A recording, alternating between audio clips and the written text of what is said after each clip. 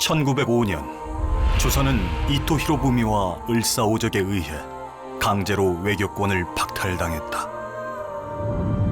주권을 빼앗기고 망국의 길을 향해 달리고 있던 위기의 조선.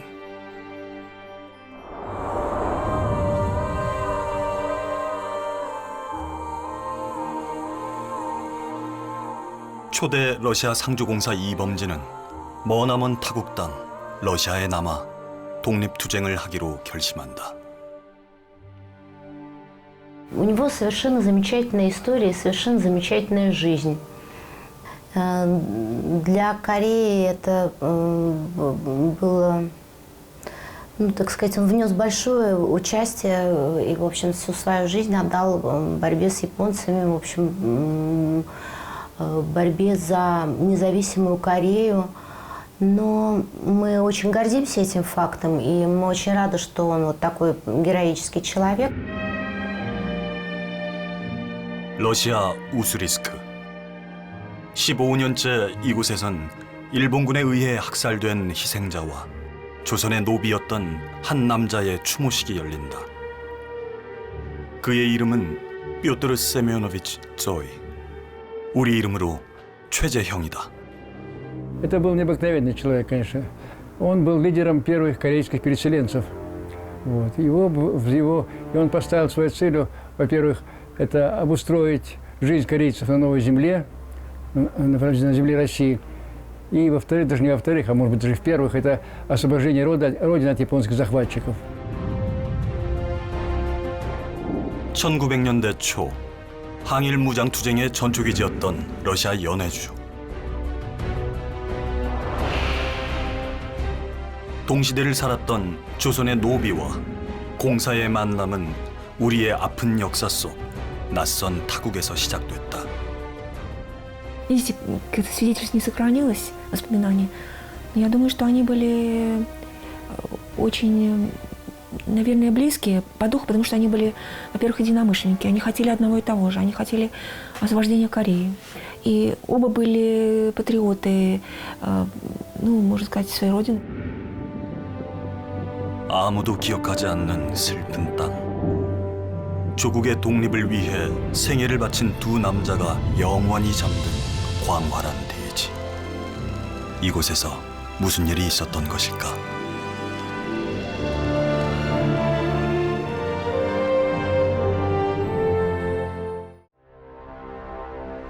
초대 조선 통감 이토 히로부미는 헤이그 특사를 빌미로 고종을 강제 폐위시키고 군대마저 해산시킨다. 일제의 감시와 탄압은 더욱 거세졌고 국내에서의 독립운동이 점차 힘겹기만 한 상황.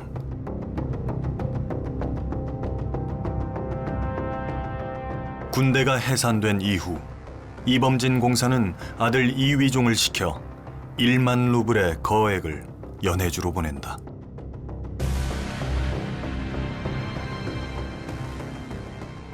지금의 가치로 따지면 억대로 추정되는 이 돈은 어디로 보내진 것일까? 이위종이 1만 루블을 전한 사람은 뾰트르 조이, 우리 이름으로 최재형이다. 그는 누굴까? 그 당시에 최재형은 러시아 극동 지역 시베리아 지역에서 가장 항일 투쟁을 열심히 하고 아울러서 가장 부호로 알려진 그러한 인물이었습니다. 1908년에 최재형이 크라스키노를 중심으로 해서 동해라는 의병 조직을 만들려고 했고 가장 항일 투쟁력도 있고 지도력도 있고 또 신뢰할 수 있는 인물이었기 때문에 그의 아들 이종 또 보냈고 또 1만 루블이라고 하는 거액을 독립운동을 위해서 국권회복운동을 위해서 맡겼던 것으로 이렇게 추정이 됩니다. 왕이 강제로 폐위되고 군대가 해산되면서 독립운동가들의 러시아 망명은 필연적인 선택이었는지도 모른다. 러시아의 재력가였던 최재형의 집에는 많은 한인 애국지사들이 머물렀다. 안중근도 그중 한 명이었다. 고종의 최측근인 이범진 공사가 거액의 돈을 믿고 맡길 정도의 인물. 연해주 항일운동의 중심에 있었던 최재형은 누구일까?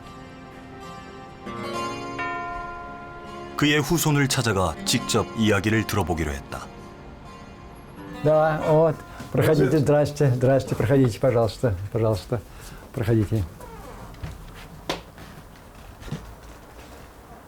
Вот здесь так, видите. 선생님 이쪽에 최재형 Да. 선생님 사진이 걸려져 있네요.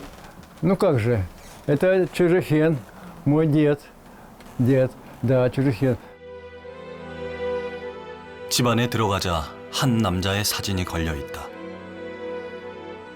Это был необыкновенный человек, конечно. Вот. Он был лидером первых корейских переселенцев. Вот. И он поставил своей целью, во-первых, это обустроить жизнь корейцев на новой земле, на земле России. И во-вторых, даже не во-вторых, а может быть даже в-первых, это освобождение Родины от японских захватчиков. Вот. И все свои силы, всю свою жизнь положил вот этим двум целям посвятил. Он никогда не был военным, но как только японцы напали на Корею, он первый в Приморье организовал отряды армии Бен, вот, и сам вооружал эти партизанские отряды, сам ходил. 러시아로 이주한 한인들의 리더, 조국의 해방을 위해 앞장섰던 최재형은 어떻게 러시아에 오게 된 것일까? 1860년 신분차가 엄격했던 조선시대 함경북도에서 노비와 기생의 아들로 태어난 최재형은 흉년과 기근으로 수많은 사람들이 굶어 죽게 되자 9살 어린 나이에 가족과 함께 두만강을 건너 러시아로 향한다. 그로부터 2년 뒤 가족과의 다툼으로 집을 나선 11살 소년. 러시아 선장의 돌봄을 받으며 선원이 된 그는 6년간 전 세계를 항해하며 여러 나라의 문물을 접하게 된다. 그리고 갖게 된 새로운 이름, 뾰트르 세메노비치. 최재현은 최초로 러시아 말을 완벽하게 배운 사람이었습니다. 그래서 1882년부터는 러시아 군 당국이 두만강까지의 도로를 닫기 시작하여 거기 조선인들을 노동자로 많이 고용하는데 최재현은 통역으로 고용됩니다. 한국 사상 최초의 아웃통역이었는데 통역 활동하면서 그 당시에는 착취당했던 조선인 노동자들의 권익을 지켜주고 해서 상당히 인기를 얻습니다. 그래서 그 당시에 가난한 농민들이 최재현을 대단히 존경했습니다. 조선, 중국, 러시아의 국경지대로 한인들이 다수 거주하고 있었던 연추마을. 1893년 최재형은 한인 최초로 연추마을의 책임관리직인 도헌으로 선출된다. 러시아인들에게도 신임이 두터웠던 그는 공로를 인정받아 러시아 정부로부터 1개의 금메달 훈장, 4개의 은급 훈장을 수여받기도 했다. Петр, поскольку он знал еще, они к нему обращались все время. И он их помогал им, выручал им. Сходил с приказчиками, ругался там, и доказывал все такое. И вот с тех пор, вот я хочу сказать, что вот там он получил прозвище Чепечка. Че – это Цо, а Печка. Он молодой, Петька звали, Петька его, Петька. Чепечка, вот это все время говорит. Иди к Чепечке, вот все время говорит, когда, говоришь, обижали кого-то там, вот иди к Чепечке, он тебе поможет вообще. Вот, и вот там Чепечка, это вот его имя было такое, прозвище было такое. По всей дороге, по всем уже, что вот символ справедливости был он еще. 최베치카. 난로라는 뜻의 이 애칭은 그의 따뜻한 성품을 대변해준다. 그는 러시아로 이주한 한인들, 고려인들에게 특별한 사람이었다. 고려인들이 이주해서 정착하기 어려우니까 고려인들을 위해서 교육도 많이 이렇게 도와주시고 그리고 고려인들이 넘어와 가지고 일자리를 못 찾으니까 최재현 선생님이 많이 도와주셨어요. 그래서 그런 것을 보면 최재현 선생님이 고려인들에 대해서 어떻게 많이 생각하시는 것도 알게 되고 많이 사랑하시는 것도 알게 됩니다. 최재형이 무엇보다 중요하게 생각했던 건 한인 자녀들을 위한 교육이었다. 30여 개의 학교를 설립했고 그 중에는 연해준의 최우수 러시아 소학교로 평가받은 곳도 있었다. 도헌 시절 받은 봉급 3,000원을 전부 은행에 맡겨 그 이자로 매년 1명씩 러시아 대도시의 학교로 유학을 보냈던 최재형. 그 장학금으로 고등교육을 받은 청년들은 40여 명에 달한다. В школах не нужно изучать корейский язык. Раз они живут в России, то пускай изучают Россию и это самое. Вот. А Джихен считал, что нужно обязательно читать вообще, что обязательно, потому что, ну, и один такой доносчик пришел, говорит, что вот там, говорит, этот самый изучают корейский язык, ты запрети, пожалуйста, им. Он тоже ему как дал по шее, он крутой был такой, дал по шее, ему говорит, что ты, говорит, не кореец, ты, говорит, не понимаешь, что такое родной язык для корейца. Вся история, говорит, написана это самое. Вот. Мы, говорит, должны изучать русский язык обязательно, потому что мы живем в России, но не должны ни в коем случае забывать свой корейский язык. Это наш родной язык вообще. 항상 이렇게 이런 생각이 듭니다. 지금 세대도 보면 부자들도 많고 돈 있는 사람들도 많습니다. 그러나 돈 있다고 해서 다들 이렇게 최재현 선생님처럼 큰일 하시는 것은 아닙니다. 예, 그래서 이미 최재현 선생님은 일본 군인들한테 하실 때는 이미 돈이 없고 가족들이 아주 어렵게 살았습니다. 그래서 그때는 이미 모든 재산들을 다 독립운동에 바쳤으니까. 예, 그래서 그런 것을 보면 최재현 선생님이 어떤 분이시라는 것을 알게 되죠. 러시아 최초의 한인 관료로 자신이 누릴 수 있었던 부와 명예를 한인들의 정착을 위해 쏟았던 최재형. 러시아 한인 사회의 개척자이자 한인 사회의 리더였던 그는 1904년 러일 전쟁을 계기로 기울어져가는 조국의 운명을 돌아보게 된다. 우리 조선을 위해서 항일운동을 했다기보다는 러시아를 위해서 항일투쟁을 처음 시작하게 된 것 같습니다. 그런데 러일 전쟁 과정 속에서 이범윤이라든가 이 수많은 조선인들을 만나게 되고 그러면서 나름대로의 어떤 그 자신이 조선인이라는 것을 새롭게 깨닫게 되는 것이죠. 수많은 독립운동가의 만남이 러시아를 위해서 항일투쟁을 전개했던 그러한 그 최재형을 조선을 위해서 항일투쟁하는 바로 최재형으로 이렇게 만든 것이 아닌가 이런 생각을 합니다. 러일 전쟁의 전장이 되고 주권이 유린되는 조국의 현실이 안타까웠던 최재형. 그는 곧바로 항일 투쟁을 위한 의병 조직에 나선다.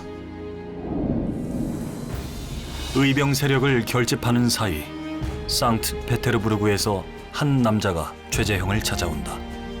그가 바로 이범진 공사의 아들 이위종이었다. 이범진 공사가 후원한 1만 루블의 거금은 그렇게 전해졌다. 1908년 4월 최재형은 이위종, 이범윤, 안중근 등과 함께 동의회를 결성하고 적극적으로 독립운동을 지원한다. 당시 최재형의 집에서 수백 명이 참여한 가운데 총회가 열렸고 그 자리에서 최재형은 총장에 선출됐다.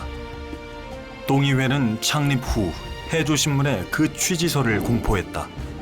총알을 피하지 말고 앞으로 나아가 붉은 피로 독립기를 크게 쓰고 동심동력하여 성명을 동맹하기로 청천백일에 증명하노니 슬프다 동지 제군이여. 동의회는 본부를 연추에 두고 그 지역을 중심으로 의병운동을 전개했다. 이들은 무기를 구해 비밀리에 수송하고 국내 진공작전을 펼치며 일본군 수비대와 격전을 벌였다. 러시아하고는 인접한 지방에서의 의변운동은 1907년, 8년부터는 가세게 이렇게 힘세게 일어났고요. 일체가 그 집안을 장악하는 데 커다란 장애물이 됐습니다. 이 운동은 다른 의변운동에 비해서 조금 더 성과적일 수 있었던 배경은 인접한 아령, 그러니까 러시아 영토로부터 공격을 했다가 다시 러시아로 돌아갈 수 있는 질적인 이점을 살릴 수 있었기 때문입니다. 본부는 두만강 유역의 크라스키노에 있었지만 멀리 상트피터스부르크까지 러시아 전역에 있는 모든 그 항일운동 세력이 총 직결해서 만든 그러한 조직이 바로 그 동의회다라고 말씀드릴 수 있습니다. 그런 측면에서 동의회가 갖는 역사적 의미는 굉장히 크다. 최재형은 의병운동을 지원할 뿐 아니라 신문 대동공보의 사장으로 취임해 해외 동포들의 항일 의식을 높이는 데도 힘썼다. 제로 한인의 권익 보호와 조선의 국권 회복은 그의 삶이 됐다. 동의회가 일본군의 우세한 화력과 수적 열세로 퇴각하면서 최재형과 안중근은 대동고무에서 다음을 도모하게 된다. 안흥칠이라는 사람이 있었다. 누군가를 사살할 준비를 한다고 했다. 우리 집 벽에 사람 셋을 그려놓고 권총 사격 훈련을 하고 있었다. 1909년 10월 26일 하얼빈 역에서 울린 총성 6발. 철저한 계획과 지원 하에 안중근은 이토 히로부미를 저격한다. 최재형은 일본 법정의 사형 판결을 받은 안중근을 보호하기 위해 변호사를 선임했고 순국 후에도 안중근의 아내와 아이들을 돌보며 그 연을 이어나갔다. 의병투쟁을 위한 같은 조직 내에서 가장 긴밀한 그러한 어떤 상하관계를 형성하고 있었던 사람이 바로 최재형과 안중근과 최재형이었다라고 말씀드릴 수 있고요. 바로 이러한 어떤 그 조직의 상하관계뿐만 아니라 인간적으로도 상당히 그 가까웠던 그런 인물이었고, 또 안중근 의사의 또 모든 또 활동이라든가 또 재정 관계를 그 당시에 최재형이 지원을 했고요. 1920년 4월 일본군은 러시아 혁명 세력과 한인들을 급습한다.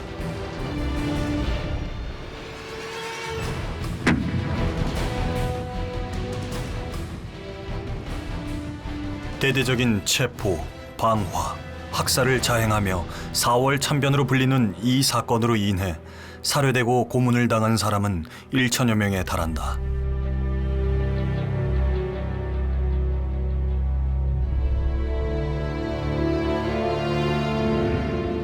그 희생자 가운데 러시아 한인들의 구심점이자 연해주 항일운동의 대부 최재형도 있었다.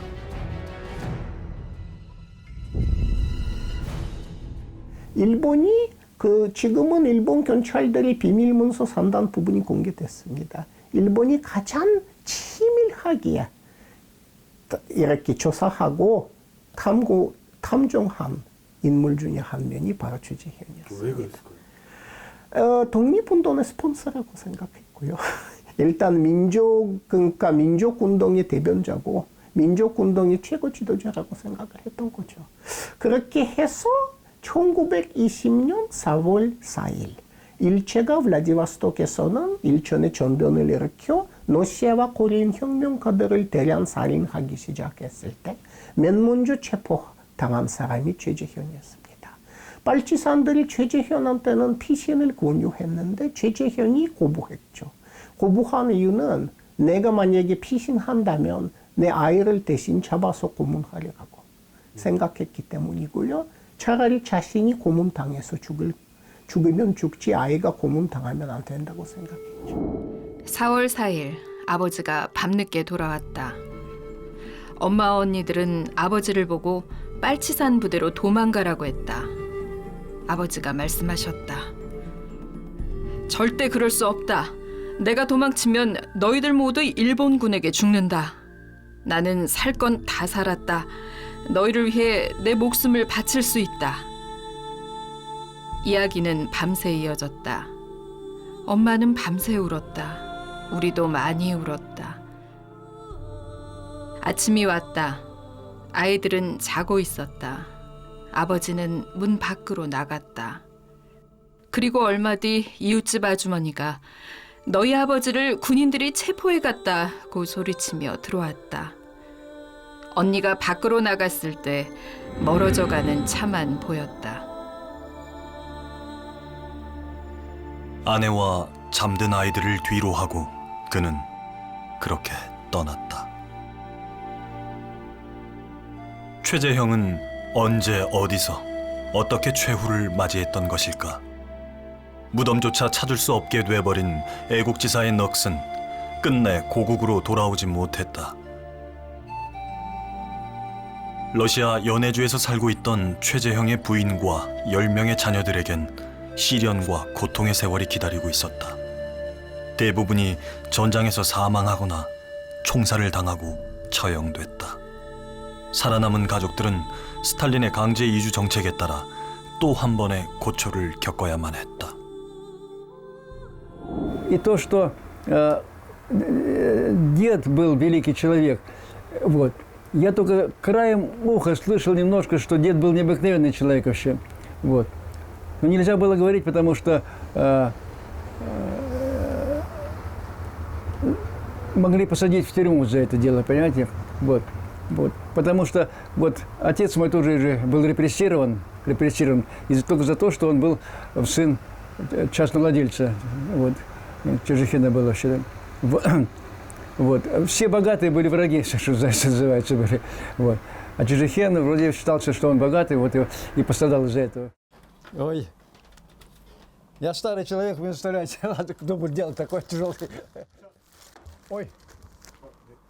이제 길고 긴 침묵의 시간은 끝났다. 최재형의 손자 발렌틴 씨는 제작진에게 보여줄 것이 있다고 했다. Так, да? Давайте.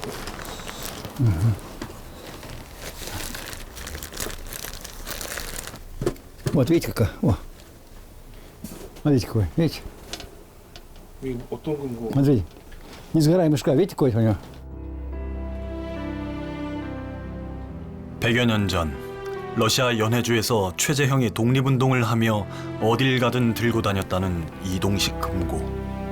무엇이 들어있을까?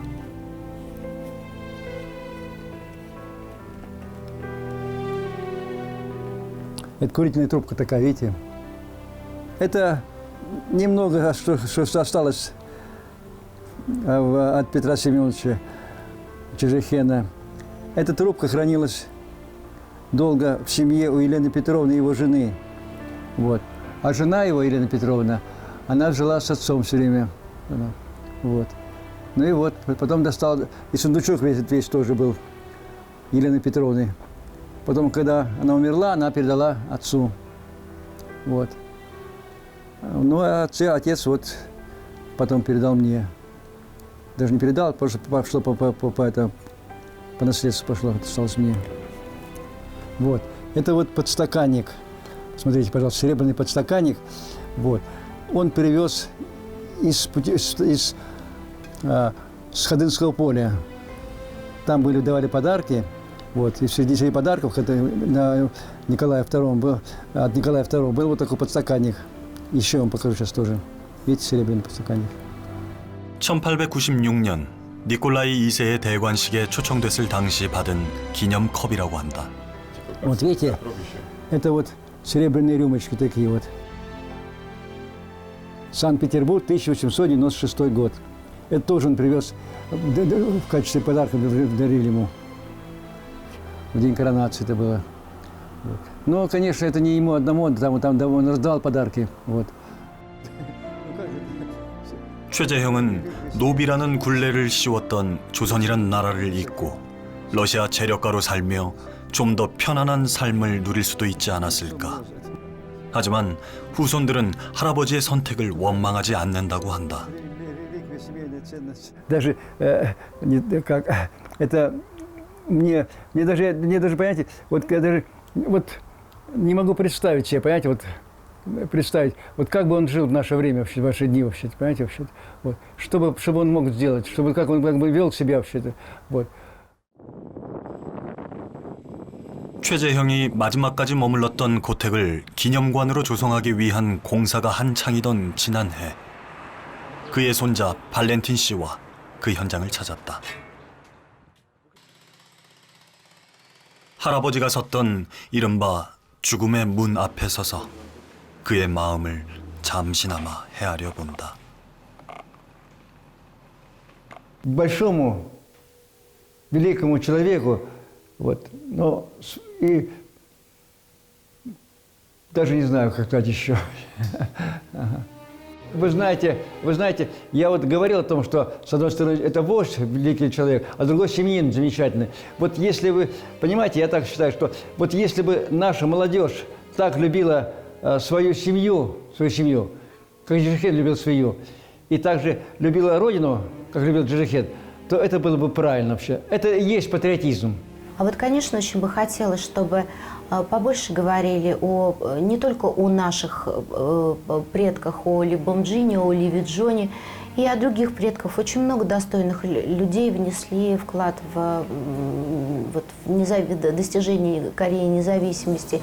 Та страна, которая помнит свою историю, она процветает.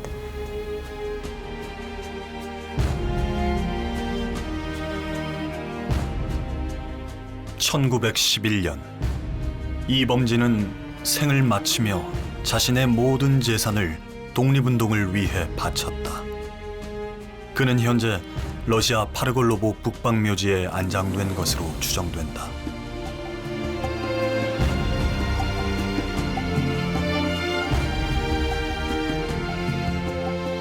러시아 한인 중 가장 부유했던 최재형은 자신의 모든 재산을 독립운동을 위해 바쳤다. 그는 재판도 없이 총살을 당했고 유해는 현재까지도 찾지 못하고 있다.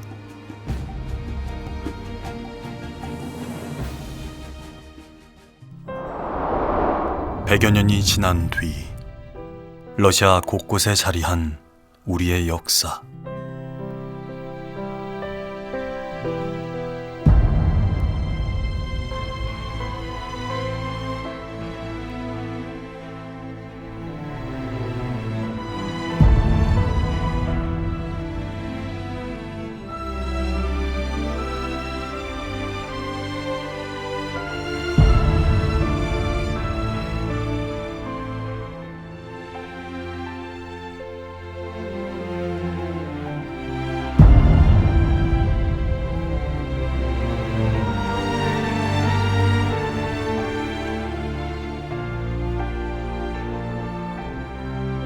기억합니다.